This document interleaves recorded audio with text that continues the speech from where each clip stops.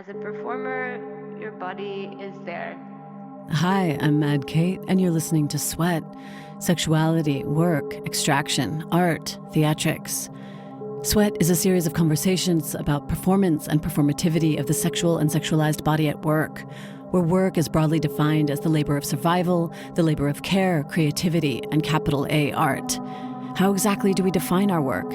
And how does that work entangle and circumscribe our sexual identities, our creative lives, and the ways in which we provide care? How do we perform tasks, acts of care, and identities? Anchored in our always already racialized and sexualized bodies, our complex intersectionalities, these conversations are a means of relating through work to each other. I hope that they contribute to dialogues which normalize sex work and all work as deserving of respect, healthy conditions, and a living wage. The hologram is a method for undoing some of the isolation and alienation and lack of care and privatization that comes out of living in a world that's based on debt.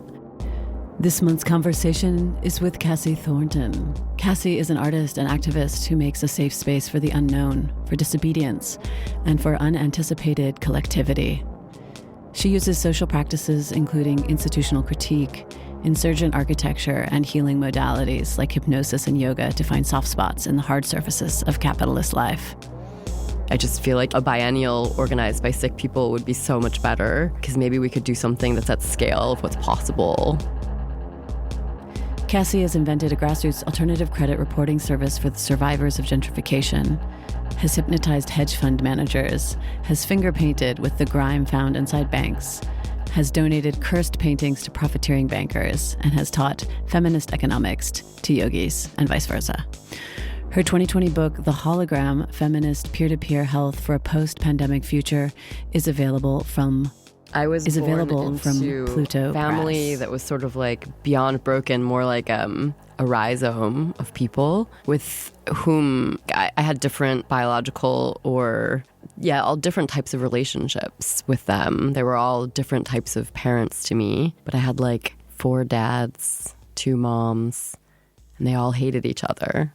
And so I feel like my work as a kid started really young in diplomacy, but there was also lots of other like interesting things, at different points. Like I have an adopted dad that like paid child support. And I remember thinking that in a weird way, like he paid rent for me. And so my labor as a kid was really funny because it was sort of like passed around. Like I did a lot of work between the adults. And in a weird way, like in order to get our rent paid, like me and my mom's rent paid, I had to show up to different parents' houses so they would pay child support and stuff. Wow.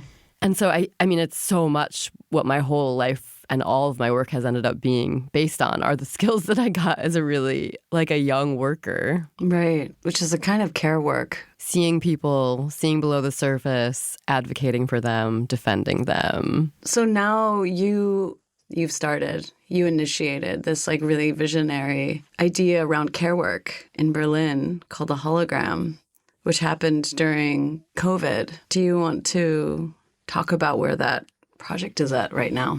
Yeah, I think it's important to say that when it began, it was very much in the US and it was very much in pre-Trump era, like around 2016, a bunch of experimentation that happened basically because no one I knew had any access to medical care. And so it really started as an idea and as an experiment then with lots of different Americans who were like willing to admit that we had a crisis that had to do with the medical system before it was really something that I feel like we, even on the far left, were really, really talking about, maybe outside of disability justice. It was before COVID. It was after Occupy Wall Street. So there was some language around capitalism and financialization and debt going around. But I think we were really wondering what was going to happen. Single-payer healthcare wasn't on the table. So everyone I knew just was struggling to get any access to any care. And we were wondering like if we could provide some of this ourselves. And so it evolved through lots of different groups of people working together with me. Eventually a book came out of it. But yeah, like we started to practice it in 2020, the beginning of the pandemic, just because I had a residency in London and the person that was hosting me really believed that we should just try the hologram out. I was really shy about it at first. I didn't want to dom anybody with my idea. Obviously, it was always our idea, but it came through me. I carried it for a long time, but definitely through many people. And then many of the collaborators that I had, because all the work we were doing was online during the pandemic, lived in Berlin. So then I moved to Berlin basically because of them. And maybe it's just useful to say that like the hologram is, it's like a peer-to-peer mutual aid network where 3 people take care of one person at a time. And it's a kind of protocol for a meeting as well. So like a, an hour and a half or 2-hour ritual where 3 people can be really curious about one person's life. And then the idea would be that each of those people that are like receiving that attention, make sure that the 3 people that were caring for them have care themselves. And so that's how it's kind of viral, or why it creates a network. But what's happening in the project that I think on like a meta level that's really interesting is that I had carried the project. It had my name on it. I wrote a book about it. I've been talking about it and working on it for 7 or 8 years, but with slowly more and more collaborators, more and more help, and with always the wish that it would eventually not be an individual artist project. And I think the amazing thing is that it happened, and that it really is being run by Assembly now, and it's a really international assembly of people like from Mexico and South America, as well as US and Canada and Europe and UK. It's a lot of queer moms supporting each other, using this practice and trying to develop it to make it more specific for more communities. I think that we kind of made it in some way, just in that we don't really rely on the art world anymore the way we once did, nor academia. Like, it really is something that now exists through the people that use it and them wanting to bring it to their own communities. How do you mean rely on the art world or the academic world? Or who's the we that you mean? So the we that is kind of like organizing the hologram, that I've been practicing it for a few years, lots of different types of people. But I would say we have a core group of like 15 people. Yeah, we have a little bit of foundation funding that we've been just sort of like using at a drip pace for a couple of years since 2021. And so we invite people to make proposals and then decide how we can support them with how much money we can give them, basically as much as we can, so that they can do a project that engages the hologram in a way that might teach us something, us being whoever's proposing it plus us. So that's the we. And then it's a big jump from the beginning, having the project funded by me giving lectures in the art world and academia and then redistributing that money, or us getting commissions from different art institutions to like teach a workshop or teach a course and to have that hosted by an art or academic institution. Now we organize our own stuff. We do basically whatever we want. And we hope that other people will come to us with more proposals for doing what they want with the hologram, and then we can support them financially and logistically. It's so interesting to me that this care work gets situated in like either theoretical academic frameworks or the art world. Not that I'm surprised, but there's already something around it that places it inside of an elite project. But obviously that's not what it's intended to be, or necessarily how it's practiced. How do you respond to that? I feel bored and disappointed by what art and academia does to practices. But I think I also see a real potential for transformation at the moment. For example, like on behalf of the hologram, I participated in a big triennial in Cleveland, Ohio, the Front Triennial, where the theme was healing. And the curator in the process got really sick and will never curate at that scale again. And while there were really good intentions within that triennial, we didn't have any support to do a project that was actually about reproducing a new form of care in a situation where most people that were involved in the development of the project were overworked, underpaid, at their maximum capacity, and doing way more than really was possible. And I think that it just makes me mad that when we're working in the world of the spectacle, of art or academia, we so rarely actually work from the inside out. Like thinking about the way we do what we do, I just feel like a biennial organized by sick people would be so much better because maybe we could do something that's at scale of what's possible. And I think a lot of what I think we've been learning in the hologram is the ways that a long-term practice actually transforms things, but the way that discourse and spectacle really just maintains reality the way it is. We're just about finished with a book that's actually about that exhibition in Ohio. Wow. And about the contradiction of talking and thinking and showing versus doing and practicing and being. And it's a real challenge. It's like it's a book that's about why we left the art world and how you can too. And I think it's really important because like a lot more is possible. I think there's a lot of utopian art projects that are super well-meaning but are really afraid of actually getting into our lives and rearranging them. Absolutely. In my experiences, it always feels like there's a fear of vulnerability. And even that vulnerability is sort of looked at as like gauche or kind of crass in an art context. Maybe that's changing a little bit, actually. But it feels like it's been like still very self-conscious of the way in which it shows vulnerability. Talk about performative work. Yeah. Okay, I want to go more into that, but if I can like keep the streams together, I'll try. I kind of want to go back to the body that you were when you said you started carrying this idea. Did you see yourself as an artist body, a working body, and what kind, and why this idea started germinating there? I think at the time I did not call myself an artist. I mean, I was very much working inside of the barriers of art, but in a way that was just very scared and anxious. And I called myself a feminist economist. And the reason was that I was really interested in practices and ways of being that work towards an economy that centers the production of life and health. And I was a very theoretical, conceptual artist with just mountain loads of anxiety. I'd gone to get my master's in art at the California College of the Arts. And I think the hologram, in a funny way, it came after I had kind of given up on the art world, had some really grounding experiences that helped me see that it wasn't really like a safe place to experiment, really. And yeah, I think like at the time I was doing a lot of work. I was an activist that worked on a giant anti-debt project called Strike Debt for a bunch of years. So I was really engaged with like how to kind of be an artist as a part of a social movement in a way that was quite experimental. But I think that when the hologram came to be an idea, I had been studying and like mired in debt as a person in a society built on debt. I mean, my dad had just literally died of medical debt, and my whole family is just mired in it.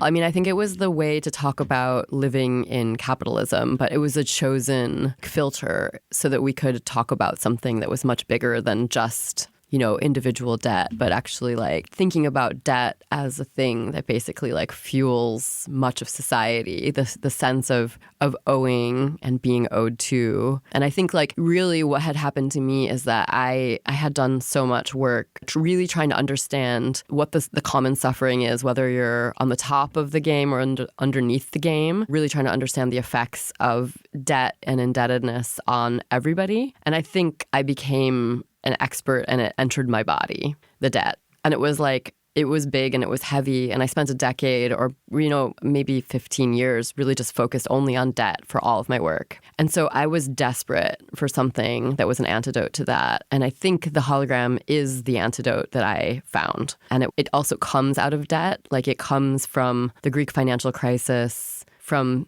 the way that activists and doctors and caregivers organized free care in relationship to a national bankruptcy and a colonial debt relationship with the EU. So I think that like the hologram is a method for undoing some of like the isolation and alienation and lack of care and privatization that comes out of living in a world that's based on debt. And I think it comes out of the lockdown that I was in personally, but that also many of my friends, well, everyone I know is in.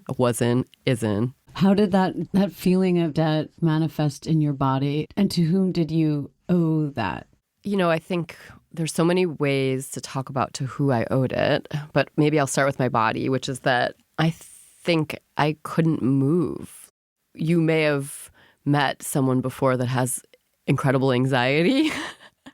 Maybe. I don't think that I had anything special, but just like an amazing amount of anxiety and fear driving every decision, just frozen. And I think that like when we start to talk about debt, like what I realized really quickly is that it's not about just money and the scale of debt that we have to each other because of the history of colonialism and racism. In the United States, thinking about reparations and the debt that we owe for the transatlantic slave trade, the way that the country was built on the erasure of indigenous people, like the debt is deep and it's in all of us. And then you build on top of it all layers of personal debt that keep us from actually being able to live or make decisions based on our wishes, which might be for reparations or for, doing things differently.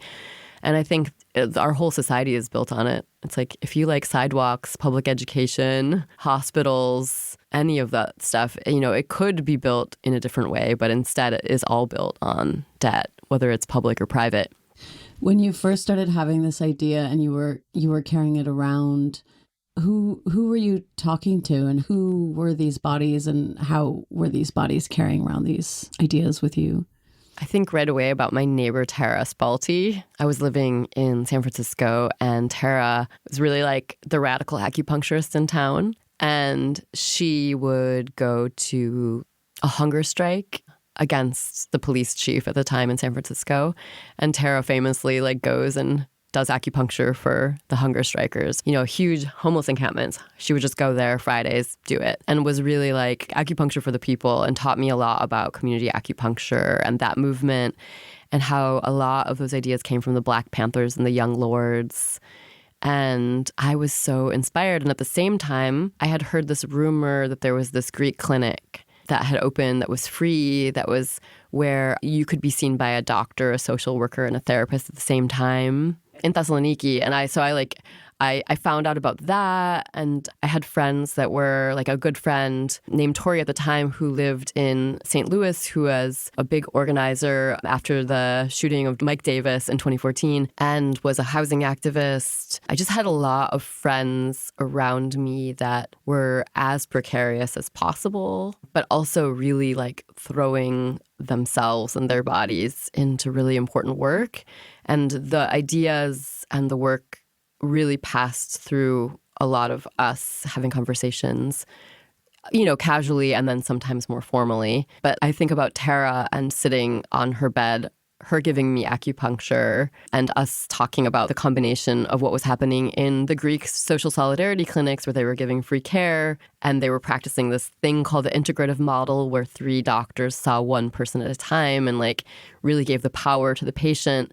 We're talking about that in combination to the history of community acupuncture and just daydreaming together. And I feel like the hologram has just come through so many intimate connections and laying around together with friends. And then also, more formal situations where I think at different times, as a younger artist trying to live, when I was living either in New York or San Francisco, no little art spaces. Like I was working more in like DIY spaces. They don't have money to pay me, but I would say, could we try out the hologram as my payment? So I did a lot of whoever was around me trying to like experiment. And a lot of those people were like just interesting, creative people that were also super precarious, trying to survive in a city that wanted to kick them out or eat them up. Wow. So did you feel like by starting to practice, you were able to transform those feelings of debt in your body? And where does that put you now? Do you feel like a different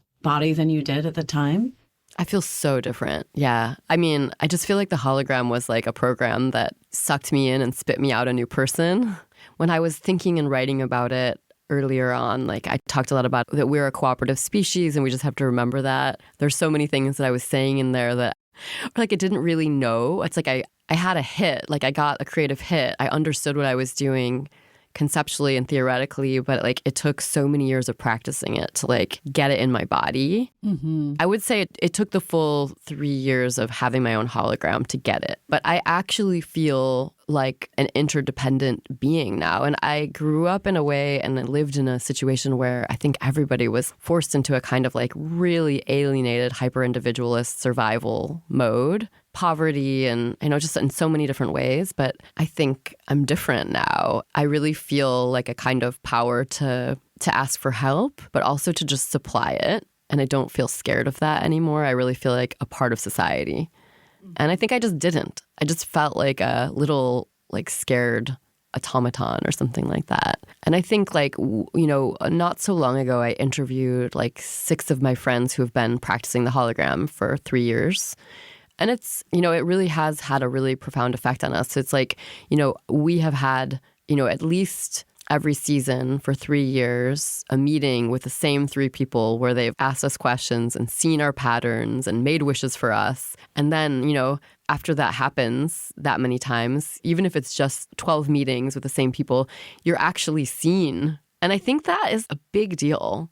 It's huge. It's huge. I think there's like a fear of performativity, a fear that things are fake, that kind of societally we feel, which is understandable. And yet I think there's also a counter action, which is by performing things, we also are worlding and actualizing and making things. And they might not feel real at first, as we're doing, but actually we can make them real. And it doesn't make the process somehow, it doesn't invalidate the process somehow. Totally. The thing about like sort of speaking something into being is really interesting to me. I mean, I think like if there's something good that's left about art, it is that you can speak things into being. I mean, the art world gave me a place where I could tell bold-faced lies about something as if it already existed until it did. I mean, the hologram, it was a parafiction. It was something that I talked about as if it existed, as if there were tons of people doing it until there were. There's something about that is, it's true. It's like, this is part of how the world works. It's how Occupy Wall Street started, is that, somebody generated an image of Zuccotti Park with like 400 people instead of 20. And so then people came, But then I think the thing about the production of rituals that want to help people or like want to give people a medicine they don't know they need or want is so interesting. And I think in a weird way, the hologram, it takes about an hour and a half or 2 hours to do. Basically, it's a build up to get 3 people to do that for one person. Because by the end, you get to give a wish or notice a pattern that you heard or make a provocation. By the end of the hologram, you ask a ton of questions. You learn all this stuff about somebody. And then you're like, I think you should turn all your light bulbs pink in your house. Like, what if you did that? And, I think it's about focus, sharing attention, but also being willing to kind of play within our common muddy water. What happens in the hologram is I think you relate so hard to the person who's talking, and then you get to share what you know that might help them in the end. But I think the other part is that you realize that like you can be very different from them, but you might be suffering from really similar things or in really similar stucknesses of not knowing what to do on multiple levels. So in some way that you're giving to them, you're also really like figuring stuff out for yourself and for the other people in the group. And I think this is so interesting, like that you could collectivize that ritual magic and it can become so useful.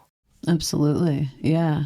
You said you were offering some of these practices early on in trade, if I was understanding correctly, in New York. Then COVID happened, right? And so your idea had to switch into a digital context. And can you describe how that changed the practice? Mm-hmm. Yeah, I mean, the baby experiments that we did between 2016 and the beginning of the pandemic, they didn't really work. I gathered a group of people and was like, can we try this? But it didn't have a protocol for the meeting yet. I was like, okay, so we need to like say hello. We were going to have 3 people ask one person questions. And then we need to somehow like close it. But it wasn't very thoughtful in terms of how to move people through the ritual. So important. Yeah, so important. Like you need the structure. And I really believe in structure. But I think like in a weird way, I was a bit shy in offering too much structure. Why do you think that was? I mean, there's something almost trained into you in like art school and stuff about like, it's a field of landmines when it comes to like offering a tool versus reproducing a form of domination. And I think a lot of us, when we're young, get really confused about that line. Yeah. So there's a lot of fear around taking up too much space or imposing. Do you think that's gendered also? Oh, yeah, totally. But, you know, like I was late to having like a kind of political education. So I think that a lot of that stuff in my late 20s, I was learning about power dynamics for the first time. I was learning about, you know, racism really and how that looks for the first time, and like thinking about how those things reproduce themselves in how we act. And I think my first response is like a sort of overly cautious, which I think, you know, that was an important step on the way to figuring out how to propose structures that are supportive of everybody or supportive of the people that want to use it without feeling like imposing on people's time. But I think, you know, there's a certain moment when it's like, oh, wait, people have shown up here because they want to do it. I better have a structure that makes it work. And I think the thing that happened with the pandemic was that I had a residency at Furtherfield in London, which is like the oldest artist-run space there. And Ruth Catlow, the curator, really pushed me to formalize it so that it could exist as a curriculum or as a pedagogical tool. And then I worked with Lita Wallace, one of my best friends from the UK, who's just like a master facilitator, to sort of figure out how to offer the hologram online. And then through trying to figure out how to offer it as a workshop, we had to figure out what the heck it was and be able to sort of start to prototype some of the more specific structures to how to run the meeting. And really, like, through teaching workshops, I think we taught 4 consecutive, like, 6-week workshops where we felt like each one we were actually learning about how the protocol would work by trying a bunch of stuff out. So it really, I mean, it was such a collective process because each group of people was like 30 people. We sort of like told them what we thought we were going to do, but then we got a ton of feedback, and some of it was like, no, no, no, and some of it was like, yes, yes, yes. And I think it, you know, to be honest, I don't think that experiment is necessarily over. There's so many elements of it that are always changing, and I think we want that. Yeah, and there's very physical aspects to this protocol. Like, one is the stuck dance. Hell yeah. I love it so much. I wish we could do a sound one.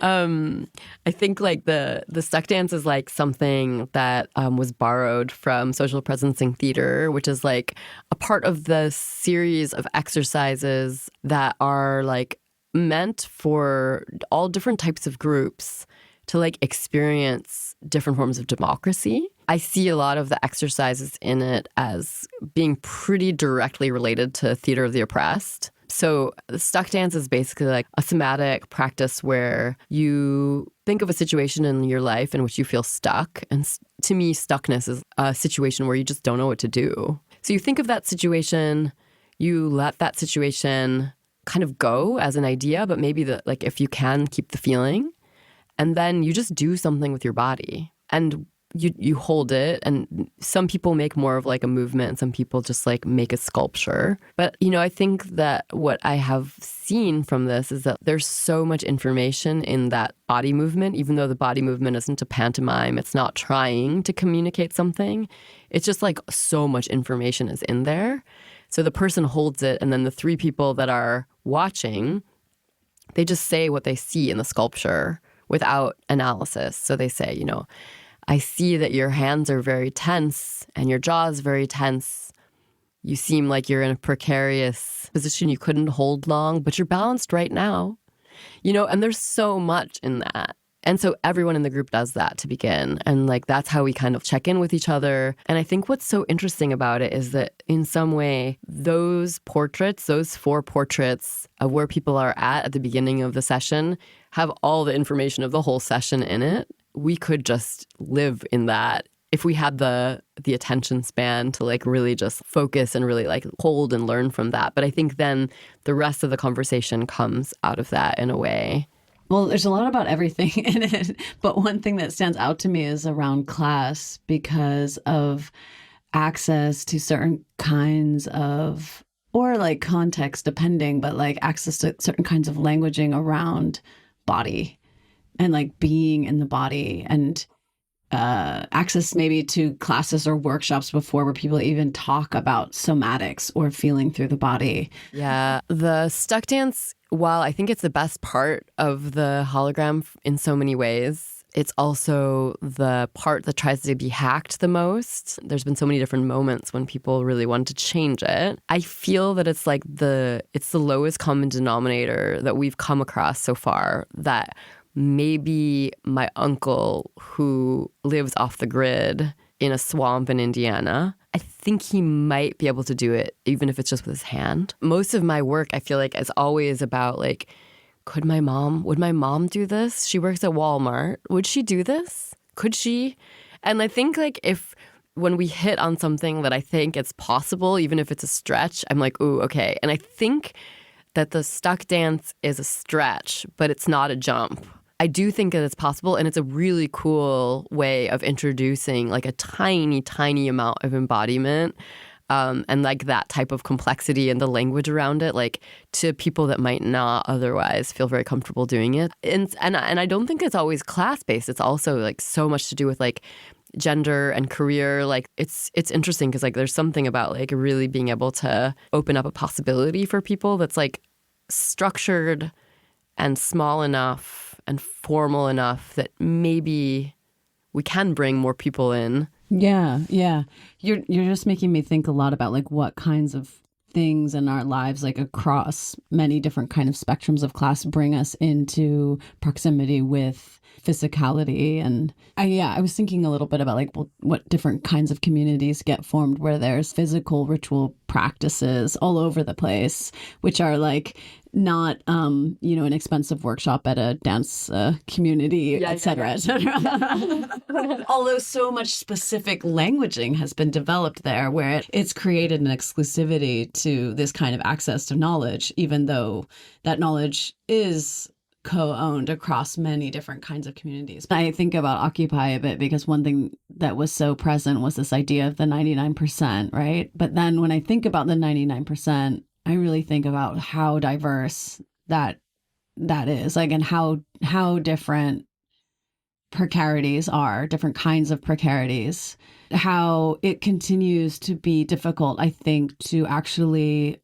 speak across those different groups of precarities, and we still find ourselves in similar milieus here in an English-speaking milieu and in a kind of precarity, but that's also proximate to arts or academics, access to global movement, being able to cross borders. So there's so many different ways in which we are divided, and I am curious, how much is the hologram been able to cross some of those lines? Yeah, definitely. It's slow. It's really slow, but I think it's the only way to go. We've just experienced the second translation of it. So like the first translation was to Greek, which is really special because it means that it kind of goes back to where it came from. The second translation project was to Spanish, and it's by a group of people that have been around for years in the hologram. Some for years and some for a year, who are based in Mexico, and then some that are from Venezuela living here. And I think that what is happening is that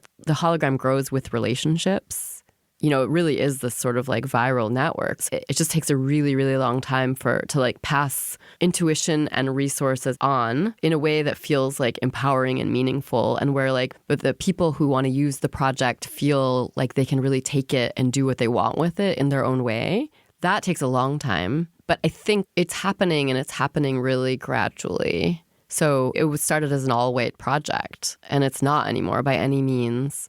So while I think that it is spreading geographically and it has a lot to do with the translations, the next step would be for it to spread in a class way. Like, I think that that's going to be a big jump. I don't think that's the first translation. It's like the first translation to Spanish, for example, is like the language has been really queered. It's been basically kind of taken apart and put back together. And when I say translation, it's like the book, but also like all the materials we've made for like how to do a hologram and everything. Everything has been translated so carefully and so radically.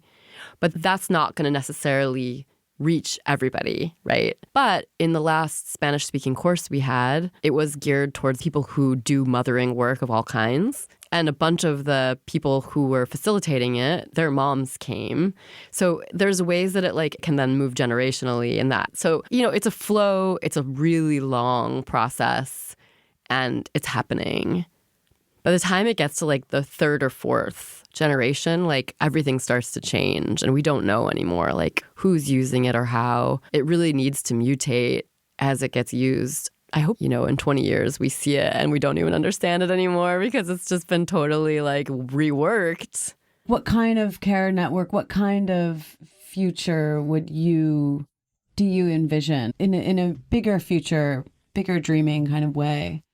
How are you hoping to like situate yourself? Yeah, I think what we realized in the process of like a bunch of people having long-term anti-capitalist support was that we could let go of some of the things that weren't working in our lives. And that meant for some of us leaving our normative family structures, being able to take more risks on behalf of the world. Specifically, I think that like what ended up happening is that a bunch of us got really involved and interested in the idea of family abolition. Abolition comes from slavery abolition or prison or police abolition. And abolition in that way, as Ruthie Gilmore would say, like had something to do with destroying systems of abuse and oppression, but it also has to do with the production of systems that mean that we don't need things like prisons, police. What do we have to build in our society that means that we no longer need police and prisons? Well, we need a lot of other stuff. We need a lot of communication and a lot of care and a lot of other forms of solidarity that don't exist on a large enough level right now to mean that we would be able to move away from those things. And I think with the family abolition, it's similar. Imagining that the nuclear family produces like identities and ways of living that are so entangled in capitalism and shitty power relations that in order to build a world where we don't need to rely on these sort of small alienated structures, the nuclear family, to protect us from the world, that we need to like both destroy structure, that nuclear family structure, because it makes most of us sick in some way, as we also like are building alternative structures of support where we could actually live and be people together in a much less competitive, much more loving way. And so a pretty good number of people that were really involved in like using the hologram in their lives now are like we've formed this like reading and action group for family abolition. And we're really trying to like talk through the ways that in our lives through family structures and like the many ripple effects of nuclear family structures that we end up reproducing a bunch of shit from capitalism and from white supremacy and in our lives. And we would really like to remake the way that we do family. And we'd like that to be like a social movement. And I think that this is like one example of what can happen when you feel a supported part of the world, that you can begin to make choices based on desire and also develop new ideas for like how to organize life. The meta thing to me about that's so interesting is that I think the hologram and family abolition are an example of the structures we can build very slowly so that if there is a big revolution, like if we no longer do have national borders, how do we not just go ahead and reproduce our lives as they have been? Don't we want to have a new world to also live in our day-to-day life? Don't we want to have systems in place where we don't end up just reproducing all of the bullshit that we want to get away from? What I'm really curious about is I want to see what happens when people have long-term stability through their friends in a way that they actually trust. What risks can they take then in a way that is not alone, that comes from having energy and support? In a big way, I just really want to see new forms of political risk-taking that are collective and come from an abundance of care and support. It feels quite theoretical, but I think that is also real and what's happening. You gave me this workers' aquarium and also this info about social spa for collective mutation. If you want to speak a little bit about that, I'd love to hear it. In some way, my main interest is in the idea of work. It always has been. Like, what is our work, really? There is wage work. We have to perform economic self-defense in so many ways. And one of those ways is like working our asses off to make enough money to pay rent, of course. Okay. But then like for a long time, I've been wondering what is our work in the apocalypse, and especially for people that are comfy. Mm-hmm. I'm just dying to know. I'm at the edge of my seat. And I think over and over again, for 15 years or something, my work has been to just poke at that. What the heck are we doing as the world is on fire, and why don't we feel it? Mm-hmm. Are we in an apocalypse? Yeah, I definitely think so. And I don't think it's going to get easier, and I don't think it's going to get better anytime soon. And I'm talking about myself as I'm talking about everybody else. I'm talking about like my own sense of stuckness. Like, I don't know what the fuck to do, and I got an invitation to do a project in Switzerland. And of course, most of the work of that project was going to happen in October during the beginning of the genocide. A lot of my political education has come from Palestinian people. It was really hard for me to figure out how to put effort into a project happening in one of the most privileged places in the world when I know what's happening to most of the world. And I don't know, like, I just didn't know how to deal with that. The invitation of all things was to work in a spa, to create a project in a spa in Switzerland. And I was like, what? How the heck? Like, in Gaza, they can't get access to water, Like, I'm like, what the heck am I going to do? And why am I going to work for a bunch of white people in the most privileged place in the world? Were they looking for something close to the hologram when they said project, or could it be like anything? Anything. I've mostly been an artist for ages. And so, like, I think they wanted what I wanted to give them. And I was like, do you really want what I want to give you? Because I want to figure out how to make a place where you can go to change when you don't know how to change. And so that's what the social spa for collective mutation is. It's like, it's really supposed to, it's like a process. There's like 6 baths and you go through one at a time. And the idea is that, like, I don't know how you're going to change. I know you can't do it alone. And I know that it's not necessarily like conscious, but I made a space and a time for people to go when they know they need to change and they don't know how. The first space that you go into is a smash room. And so, like, while you're in the hot baths, you're also hearing people scream and throw shit. It's like a rage room, or like where you take plates and like throw them. On the wall above this bath where you throw plates, it says, "I'm willing to lose my blank if it means we get closer to blank." And like, there's a little meditation, and I'm asking people to like think about what they're willing to lose in order to get something impossible to happen for the collective. And so there's plate smashing, I made some mosaics, there's a bath filled with cold water and Swiss money. So it's like really, really the coldest water ever. And as well as like some really sweet meditations / like contracts to burn that say that we are willing to take risks on behalf of the world. But it's, in some ways, it's like, it's a prototype, it's a waste of time, but it's also a real honest attempt at making a space without maybe even people in the space talking about privilege, maybe like feeling it, seeing it, and then like working with the fact that privilege and power are not the same thing. And that part of why they're comfortable and performing a type of ignorance about, not everybody, but many people are performing a kind of ignorance about the state of the world, is because they don't know what to do. They don't know how to change and to respond. And nobody does, and that's not any individual's fault. So like, we do need collective spaces for that type of thinking to happen.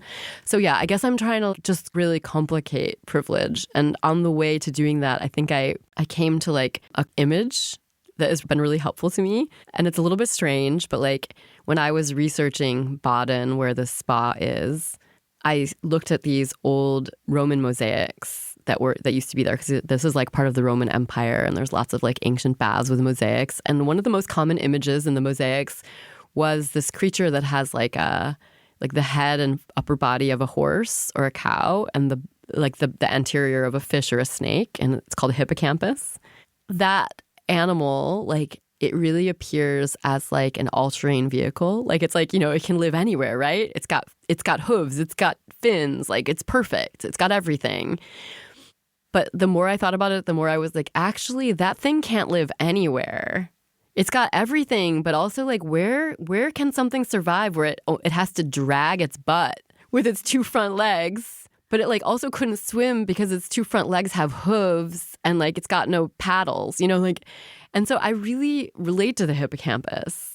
It's like so like configured for everything. Like, I think privilege means like so many options, so much access, so many tools that actually like you become almost like unable to do anything. Like, maybe the hippocampus could live in a swamp, maybe, which is where I'm from. So, okay, relatable. Or maybe it could live at the edge of a pool.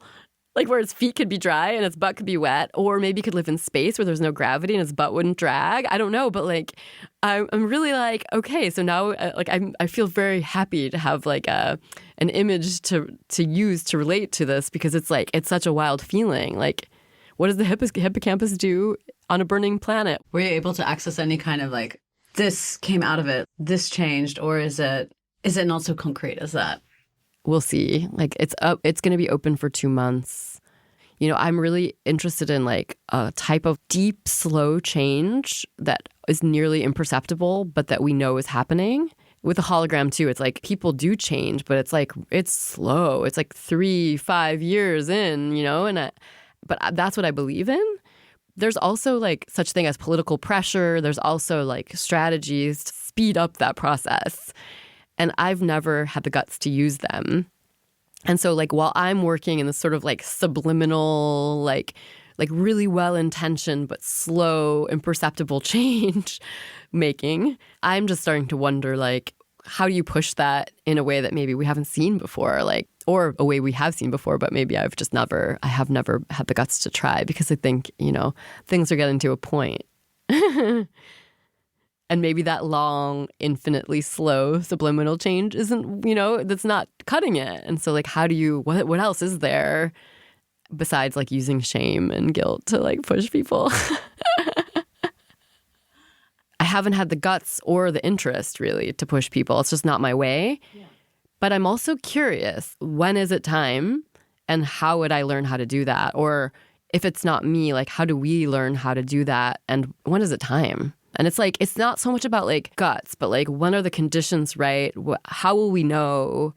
And what will that look like? I had a friend yesterday say like, I do want to change people. In so many ways, I think we've been taught not to say that and that that's not okay. And I wonder when it is. We are facing so many disasters, and those disasters are built on so many wrong assumptions and on so many big old mistakes in how we do stuff. We do need to change. And how do we do that in a way that feels ethical, that gives energy and like produces change in a way that's not harmful? You just heard from Cassie Thornton. Cassie is an artist and activist who makes a safer space for the unknown, for disobedience, and for unanticipated collectivity. Her 2020 book, The Hologram, Feminist Peer-to-Peer Health for a Post-Pandemic Future, is available from Pluto Press. You'll find more about her in the show notes. I'm Mad Kate, and you've been listening to S.W.E.A.T, a series of conversations about performance and performativity of the sexual and sexualized body and work. The theme music was composed by me and features the voice of performer and actress Lori Baldwin. S.W.E.A.T airs every second Tuesday of the month at 13 hours Central European Time on Colaboradio, Free Radios Berlin-Brandenburg. Broadcasting on 88.4 FM in Berlin, 90.7 FM in Potsdam, and streaming online at fr-bb.org. Afterwards, it's available for streaming wherever you get your podcasts. S.W.E.A.T is an unpaid labor of love. If you have the means to financially support the show, you'll find a link to my Patreon in the show notes. Your support is warmly appreciated. Thanks so much, and until next time.